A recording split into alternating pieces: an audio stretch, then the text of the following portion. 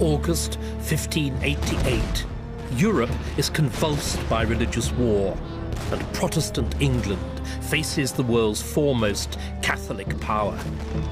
With the Spanish Armada in the Channel and a large and fearsomely professional Spanish army in the Low Countries, England is under dire threat. On the 18th of August, 1588, Queen Elizabeth I came to review her troops here at Tilbury.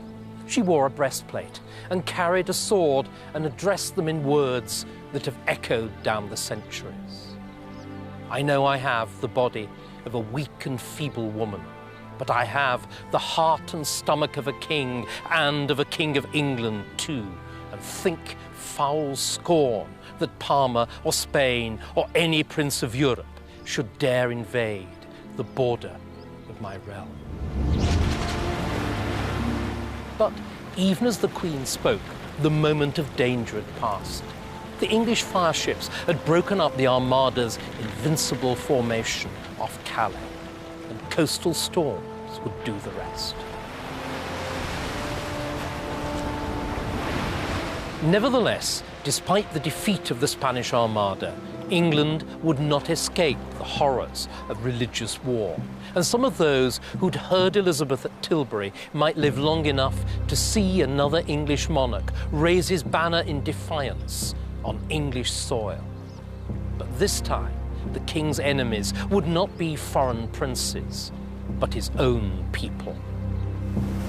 Within a generation, the monarchy was to pass from the triumphs of Elizabeth to the humiliation and defeat of her Stuart successors.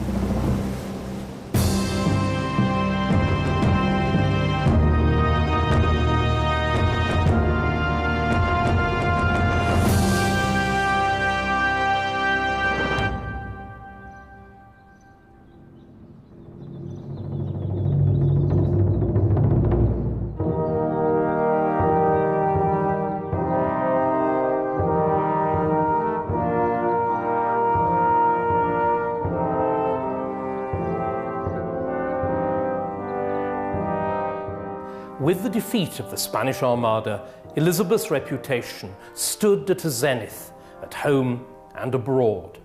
Even the Pope, who'd helped finance the Armada expedition, expressed his admiration of her and only regretted that they were unable to have children together. Inheriting their combined talents, their offspring would rule the world, he said. Defending the realm was the most fundamental duty of an English monarch, and Elizabeth had acquitted herself admirably. But Elizabeth inherited a crown, the imperial crown, whose power had been greatly expanded by her father, Henry VIII's decision to make himself supreme head of the church and control the religion of his subjects, as well as their everyday lives. Could Elizabeth, mere woman that she was, maintain this lofty claim?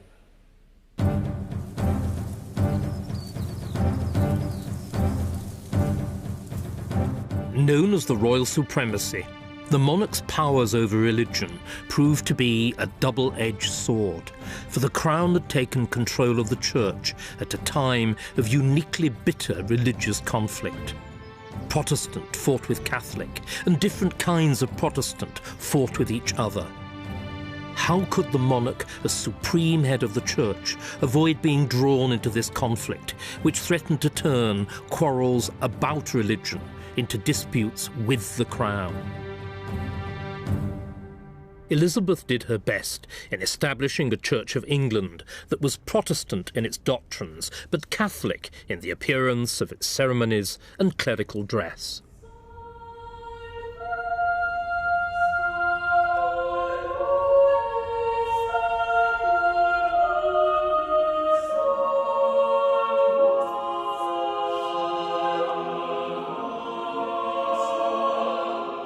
Elizabeth's policy was successful in heading off much Catholic opposition, but it had the opposite effect of opening up divisions on the Protestant side between those who wanted the rigorous, stripped-down Protestantism of the continent and Scotland, and those who followed Elizabeth in her attachment to bishops and ceremonies. This was not a struggle between government and opposition. Rather, it was a schism within the highest ranks of the Elizabethan establishment, with Elizabeth's chief minister and eldest confidant, William Cecil, on one side, and her Archbishop of Canterbury, William Whitgift, on the other. The bad feeling between the two men burst into the open in the Queen's own presence, and Elizabeth came down, publicly and heavily, on Whitgift's side. Matters of religion, she insisted, were for her and her bishops alone.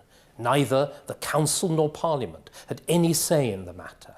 Instead, since her supremacy over the church came to her from God alone, she was answerable only to God for how she chose to exercise it. This was Henry VIII's own high view of the royal supremacy, and in sticking to it, Elizabeth showed herself every inch her father's daughter. But who would continue the difficult but necessary balancing act of the middle way in religion after the ageing Elizabeth?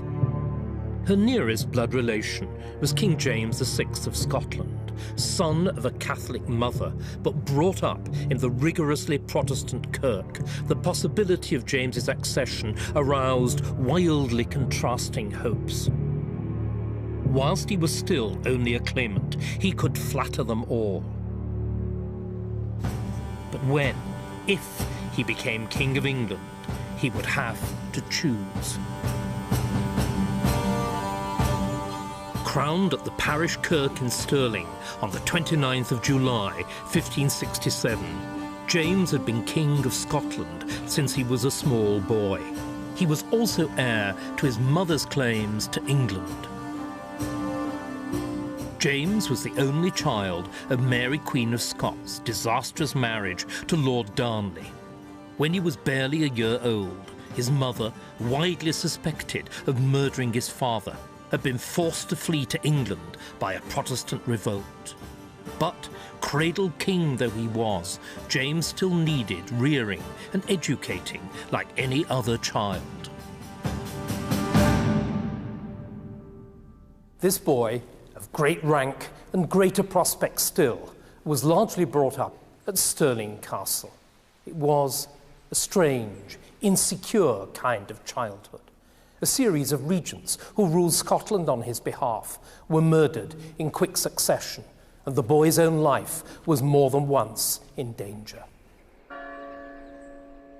In and among it all, James received an impressive education at the hands of his principal tutor, George Buchanan. Dour and self-opinionated, Buchanan was a leading figure in the Scottish Presbyterian Kirk, in which the supreme authority was not the king as in England, but the General Assembly of the clergy. Kings also, Buchanan believed, were mere servants of their people, who could and should be punished if they misbehaved. Buchanan's style as a teacher was important too. Like many 16th century teachers, Buchanan thought that sparing the rod spoiled the child, and he set about beating and birching his beliefs and learning into James with gusto. This treatment, indeed, succeeded in making James a considerable scholar. But in terms of religion and politics, it produced only an equal and opposite reaction, to which James was able to give expression with unusual force and clarity. And this is the result. It's the true law of free monarchies, which James wrote and published in 1598. In it, he says succinctly, "Kings are called gods. They are appointed by God and answerable only to God." James grounded these assertions, just as Henry VIII had his claim to the royal supremacy, in the biblical story of the Old Testament kings. But James went beyond even Henry VIII by claiming to be absolute in affairs of state as well as those of the church. In 1601, Elizabeth's leading ministers began to make moves to secure James's path to the English throne. The matter became pressing during the Christmas holidays of 1603, when both Elizabeth's health and her temper suddenly worsened. In mid-January, she moved to Richmond for a change of air, but within a few weeks, she was clearly dying. She lay on a pile of cushions on the floor of her privy chamber, refusing to eat and unable to sleep. Finally, she was carried to her bed, became speechless, and died in the small hours of the morning of the 24th of March, after Archbishop Whitgift had lulled her into her last sleep with his impassioned prayers.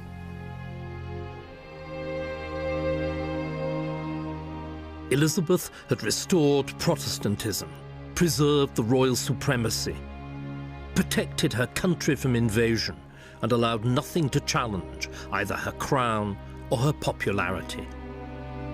Above all, her studiously broad church religious settlement had brought peace, though at the inevitable price of alienating extremes of all sorts. The great Queen dead, all eyes now turned to Scotland and to James. James VI of Scotland was proclaimed King James I of England within 8 hours of Elizabeth's death. And his first Parliament proclaimed that he was, by inherent birthright and lawful succession, the inheritor of the imperial crown of England and Scotland. It sounded good, but it was a dangerous doctrine, since it implied that James's title to the throne was above and beyond the law, as of course James himself, as the author of the true law of free monarchies, firmly believed.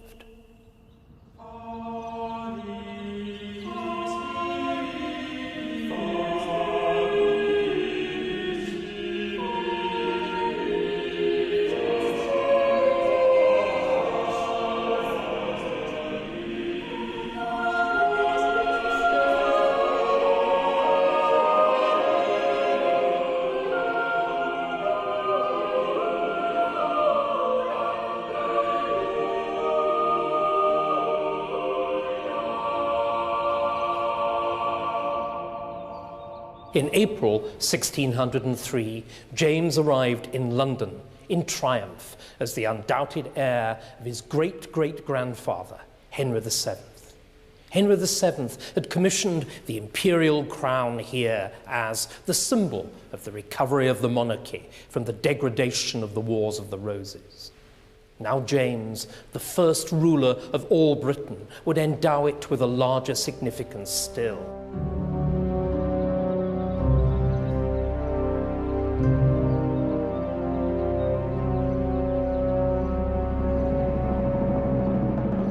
James's aim was to be Rex Pacificus, the peacemaker king. He would reconcile Catholic and Protestant, thus re-establishing Christian unity at home and abroad. He would end England's debilitating war with Spain, and, above all, he would terminate the ancient feud between England and Scotland and fuse instead the two warring kingdoms into a new, greater, united realm of Britain.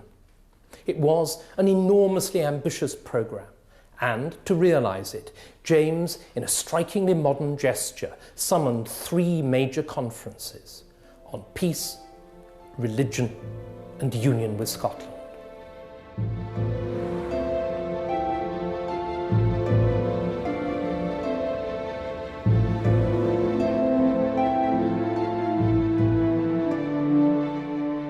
The Peace Conference and ensuing treaty at Somerset House were commemorated in this painting.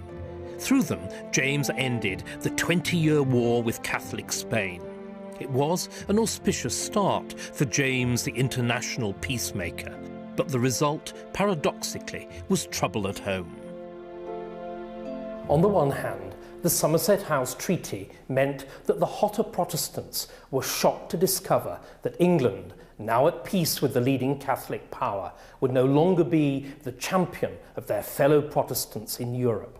And, On the other hand, the extremer Catholics were equally dismayed to find out that Spain had not extracted toleration for Catholics as a price of the peace. Abandoned abroad, such Catholics turned, in desperation, to self-help and direct action at home.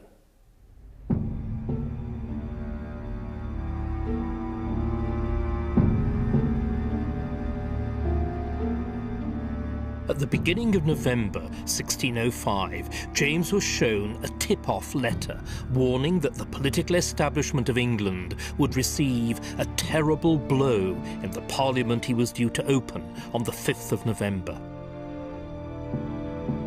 James immediately guessed that the wording of the letter pointed to an explosion. But in order to catch the plotters red-handed, it was decided not to search the vaults under the Parliament chamber until the night of the 4th.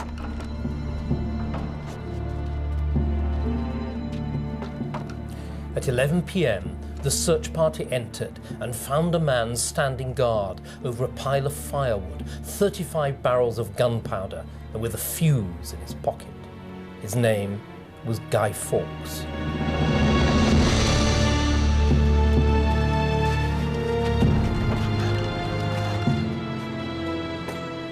If the gunpowder had exploded as planned, it would have been the terrorist bombing to end all terrorist bombings, wiping out most of the British royal family and the entire English political establishment.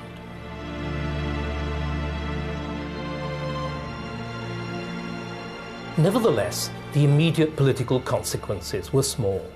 To James's credit, there was no widespread persecution of Catholics in England, and the peace with Spain held. But in the longer term, the plot played an important part in the development of the Catholic myth in England. The reality was that English Catholicism was a beleaguered minority faith. But in the fevered imagination of the hotter sort of Protestants, it became instead the fifth column of a vast international politico-religious conspiracy, masterminded by the Pope in Rome and aiming not only at the conversion of England, but at the subversion of English Protestantism and English freedoms, and by the foulest possible means. And so, at the second of James's great conferences to determine the nature of the religious settlement under the new king, those hot Protestants, known pejoratively as Puritans, demanded that the English Church be purged of what they regarded as its damnable popish elements. But they reckoned without the seductive powers of the English monarchy and the English royal supremacy. In Scotland, James VI had sat in the body of the church to be admonished by the preacher high in his pulpit as God's silly vessel. But in England, as here in the Chapel Royal at Hampton Court, it was this same man, now known as King James I, who sat high above, enthroned in this magnificent royal pew, whilst the preacher, under correction, went about his humbler task far below. It was the most graphic possible illustration of the power of the royal supremacy, which James was determined to keep in England and, if he could, to extend to Scotland.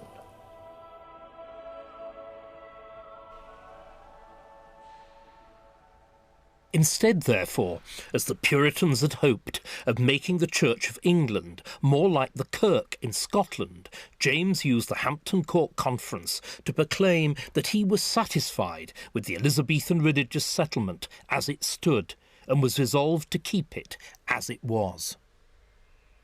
He would not, any more than Elizabeth, soften Archbishop Whitgift's hard line in enforcing ceremonies and vestments which the Puritans thought popish, and, above all, he would allow not an inch of movement away from the English government of the Church by bishops towards a role for presbyteries or assemblies of clergy, as in Scotland.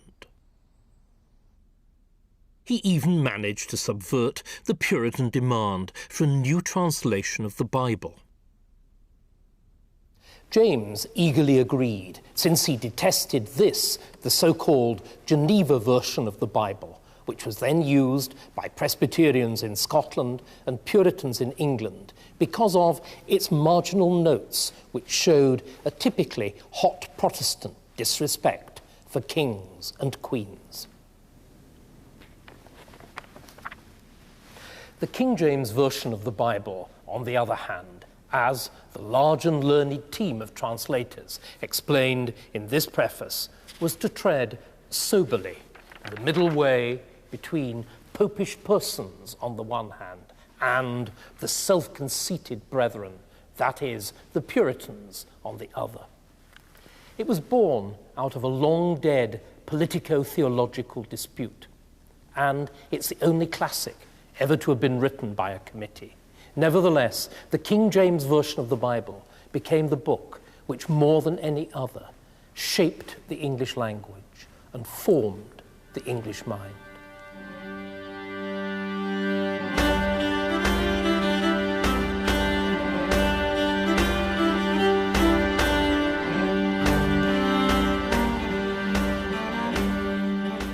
James's other lasting legacy was the union of the crowns of England and Scotland, and he set out his case for union in a speech from the throne at the opening of his first English Parliament in March 1604. His succession had united the kingdoms of England and Scotland, ending the ancient division of the island of Britain. Moreover, the king claimed these divisions were largely in the mind.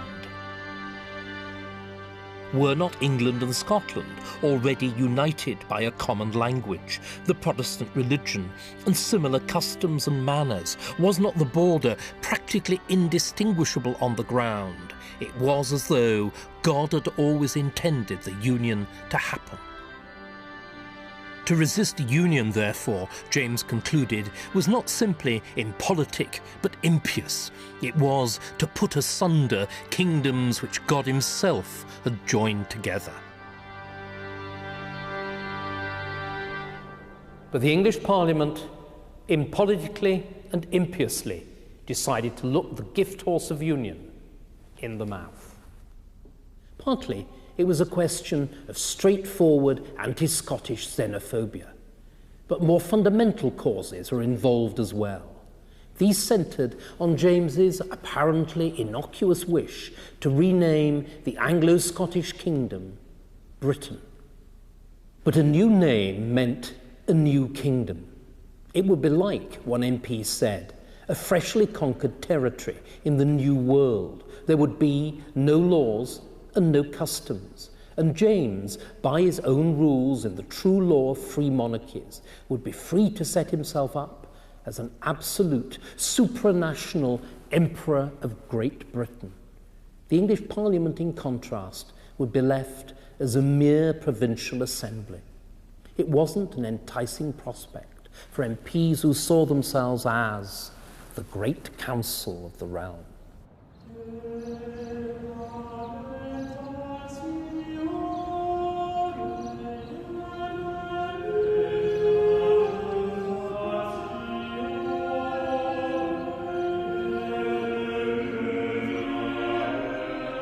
James's reaction was to try to enact the union symbolically, using his own powers under the royal prerogative. By proclamation, he assumed the title of King of Great Britain.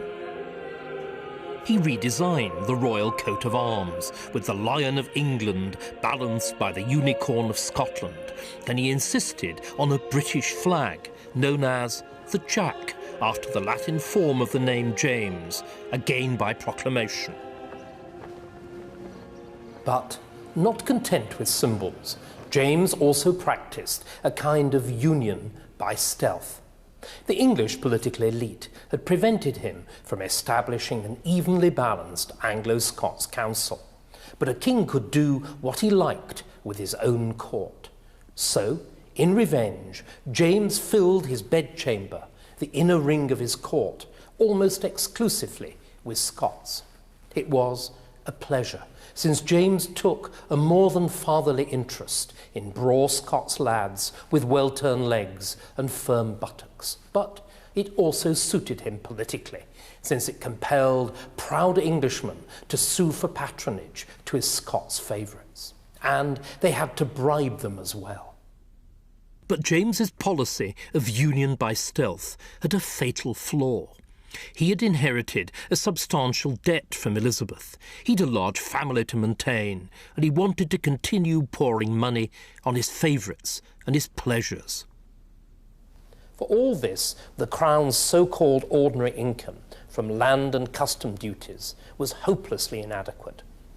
There was no choice but to ask Parliament to vote money.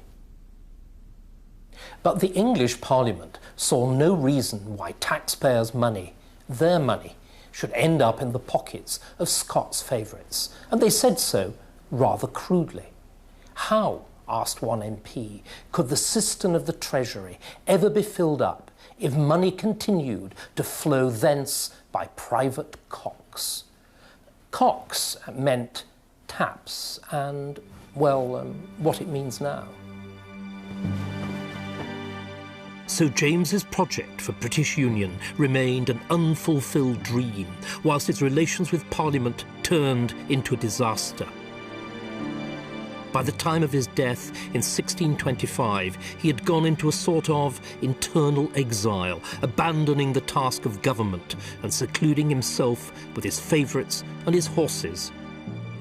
Nevertheless, James managed, by a mixture of tact, duplicity and masterful inaction, to stick to the middle ground and to hold together the warring extremes of the Church of England on the one hand and the differing religious polities of England and Scotland on the other. The result was a smooth succession on both sides of the border of James's son Charles to the glittering inheritance of the imperial crown of Great Britain. But within a decade and a half, Charles, by his intransigence and his ineptitude, had thrown it all away.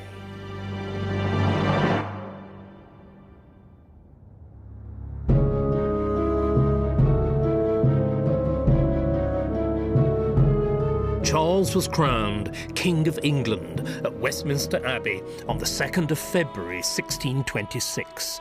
For James, divine right had been an intellectual position. For Charles, it was an emotional and religious one. This was immediately made clear by his coronation service, which, meticulously choreographed by the up-and-coming cleric William Laud, lovingly reproduced all the splendour, solemnity and sacred mysteries of the medieval Catholic rite. The ceremony is one of the best documented, as well as the best organised of coronations, thanks to the survival of these two service books here. This is Charles's own copy of the coronation service, which he used to follow the ceremony. And this is Laud's version of the same text, which he used like a kind of score to conduct the service. He also made notes in the margins in a different coloured ink to record unusual features of the ceremony as it actually took place. These notes take us into Charles's own mind. During the 5-hour-long ceremony, the king was invested with the carefully preserved robes and regalia of Edward the Confessor, the last sainted Anglo-Saxon king, and Charles's attitude to these ancient relics was unique. Here Laud notes that he insisted on placing his feet inside the sacred buskins or sandals that were normally only touched against the royal leg. And here that he actually used, apparently for the only time in the 1500-year history of the coronation, the Anglo-Saxon ivory comb to tidy his hair after he'd been anointed on the head. This wasn't mere idle curiosity. Instead, Charles was treating each and every item of the regalia as a sacrament of monarchy. With each touch of the precious oils and the ancient fabrics and jewels, God was washing away the merely human in him and leaving him purely, indefeasibly, and absolutely a king. or so Charles at least thought.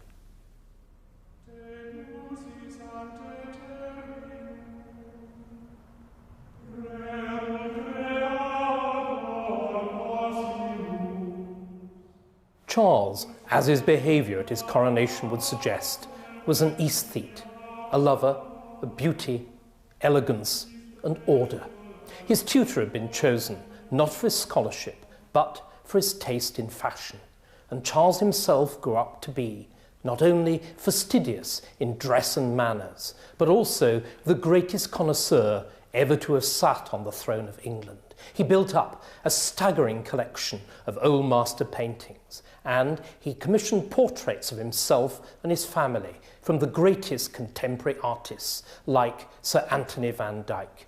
And it is Van Dyck, above all, who shows us Charles as he wanted to be, suggesting the grandeur of his kingship on the one hand, and the Christ-like wisdom and self-sacrifice with which he hoped to rule on the other. Like most royal heirs, Charles defined himself by espousing policies which were the opposite of his father's. He was pro-war, but Parliament, despite its vocal enthusiasm for a Protestant crusade in Europe, was never prepared to vote enough tax to make war a serious option.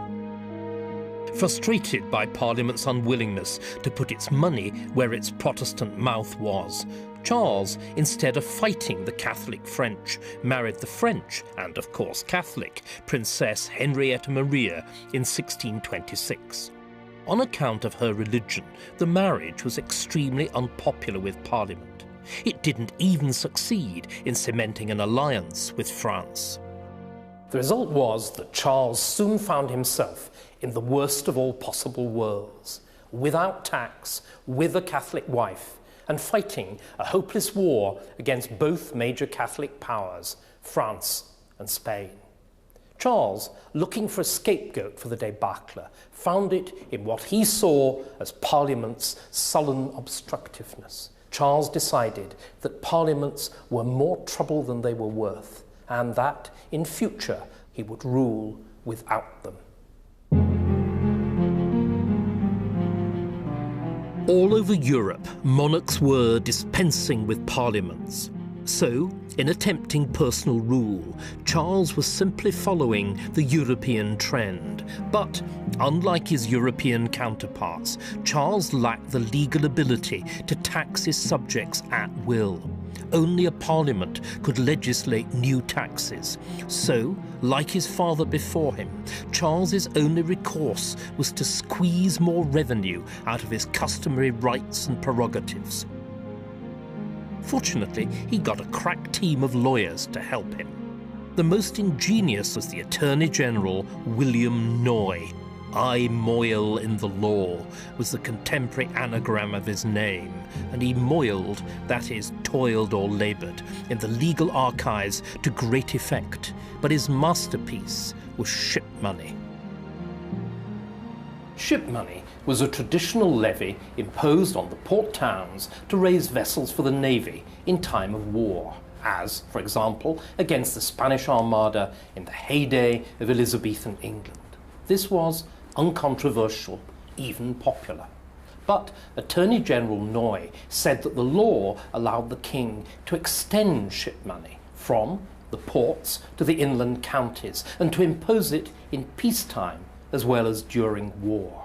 And all this at the king's mere say-so. The extended ship money was first imposed in 1634, and within a year it was yielding over £200,000 annually and producing 90% of what the king demanded.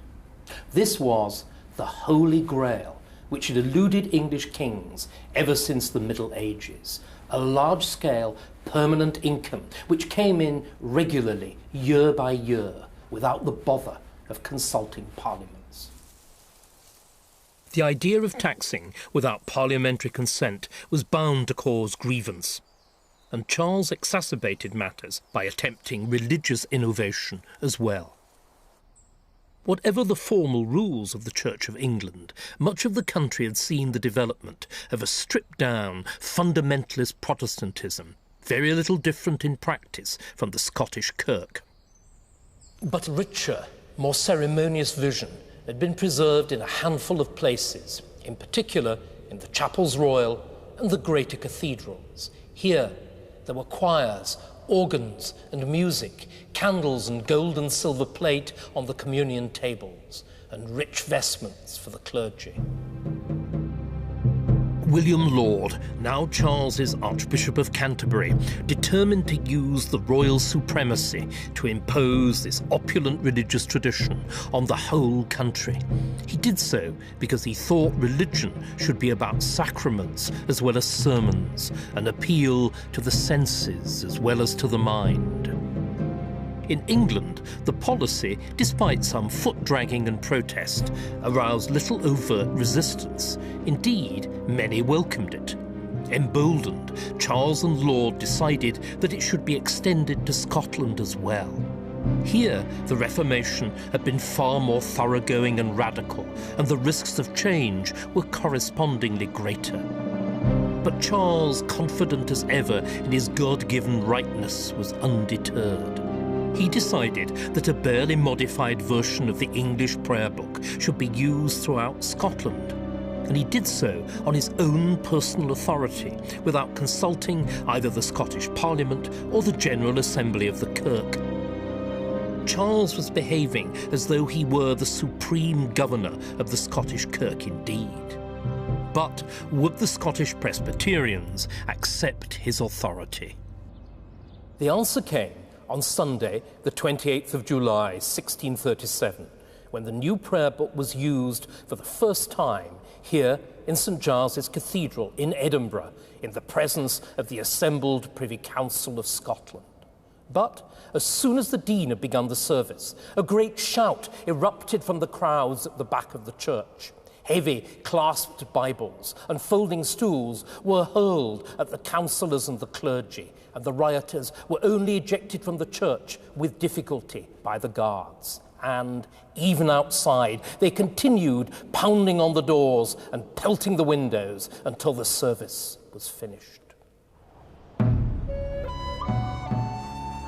Then the protest turned political, and here in Greyfriars Kirk in Edinburgh, an influential group of citizens and noblemen drew up and signed an undertaking to resist Charles and the innovations and evils he'd introduced into the Kirk.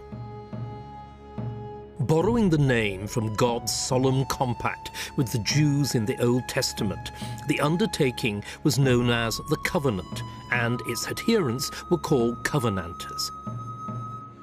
The scene at Greyfriars was repeated in churches all over the lowlands. It was now the Covenanters, not Charles, who controlled Scotland. Britain, which so far had escaped the wars of religion that had devastated much of the rest of Europe, now faced the horrors of sectarian conflict on its own soil.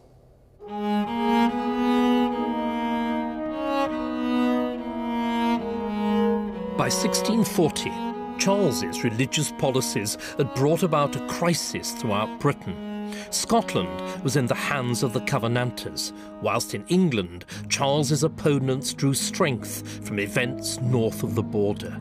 But it was the recall of Parliament after 11 years which brought things to a head.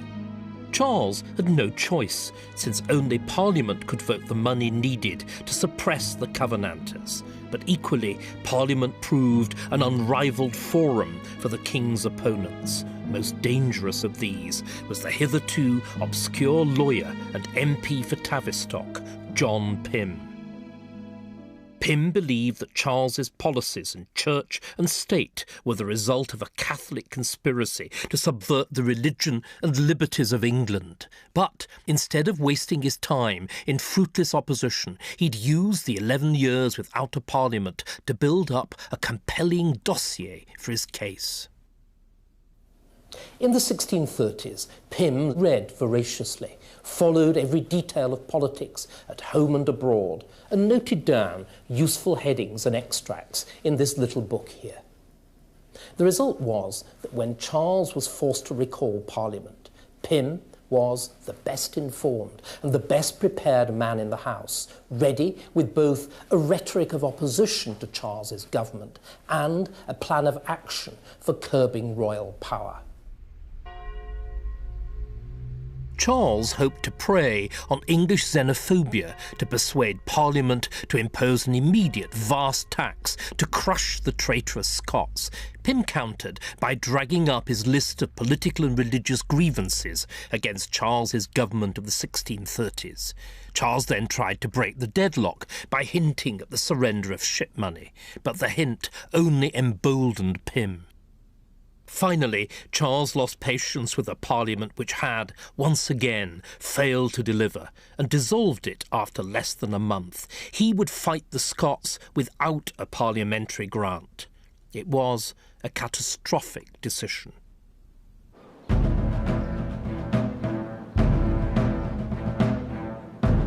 These are the mighty ramparts of Berwick-on-Tweed, the border fortress built by King Henry VIII to protect England from the Scots.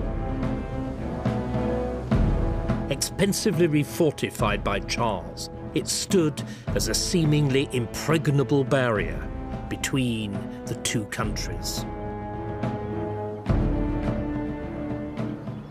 But in August 1640, the Scots army, large, well-disciplined, well-armed and well-provisioned, took the daring decision to outflank Berwick, cross the River Tweed further upstream and head straight for Newcastle, which, in contrast to Berwick, was only lightly defended. Only the River Tyne now stood between the Scots and Newcastle. They forced a crossing at Newburn and entered Newcastle, which had been abandoned by its garrison, in triumph on the 30th of August. Never had so many run from so few, and never had Scotland won a greater victory on English soil, or one with such momentous consequences.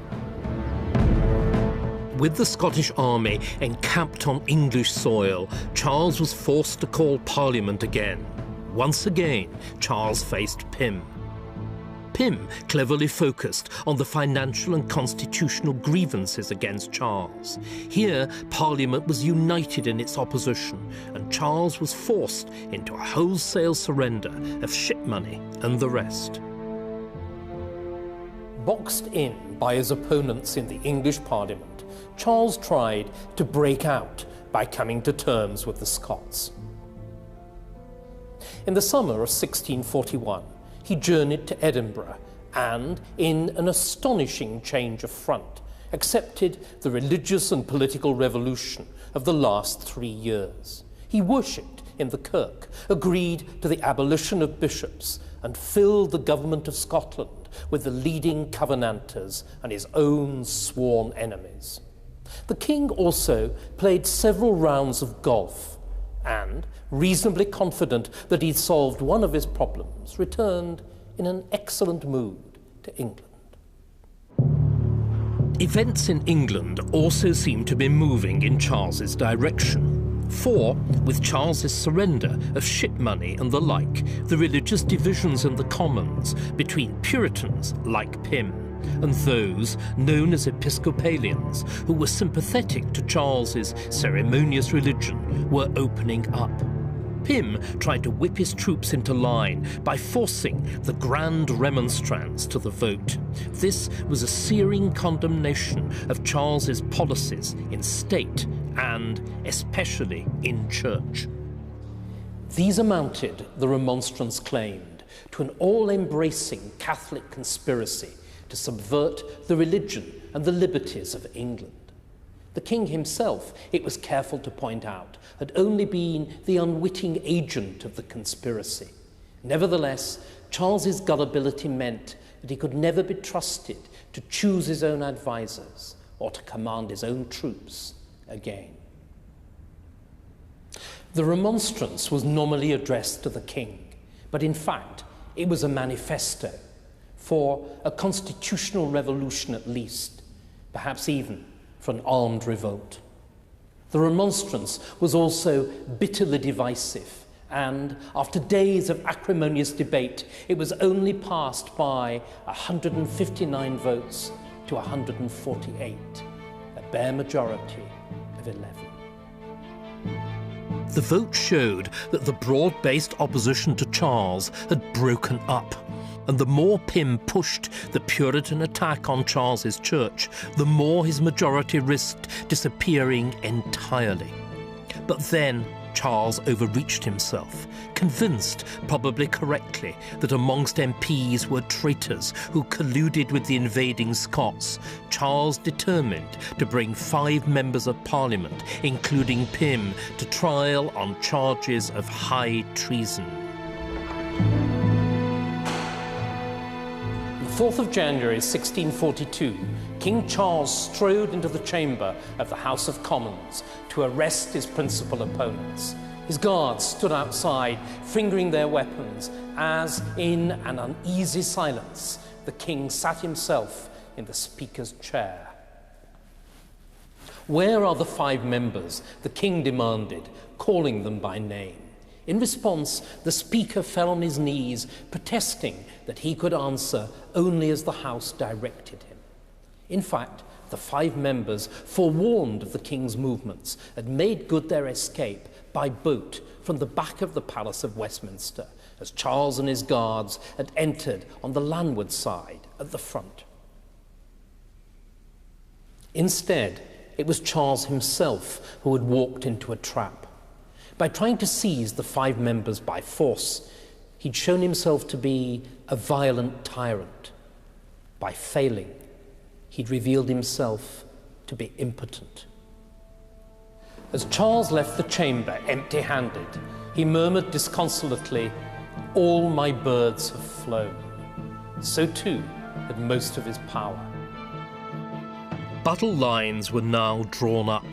Charles's violent, ill-thought-out gesture not only preserved Pym's parliamentary majority, but also turned London decisively against the king.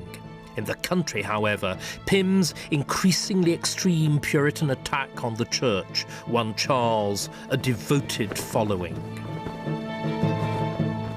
But in fact, Charles was no longer really king of Great Britain, or even of England. Instead, he was only the leader of a faction. For history had come almost full circle. The attempt to expand the powers of the imperial crown so that it ruled both church and state, and Scotland as well as England, had backfired. Instead, England was about to return to the factional strife of the Wars of the Roses, and Britain to the national struggles of the Anglo-Scottish Wars. And it began at Nottingham, when Charles raised his standard in a war against his parliament and half his people.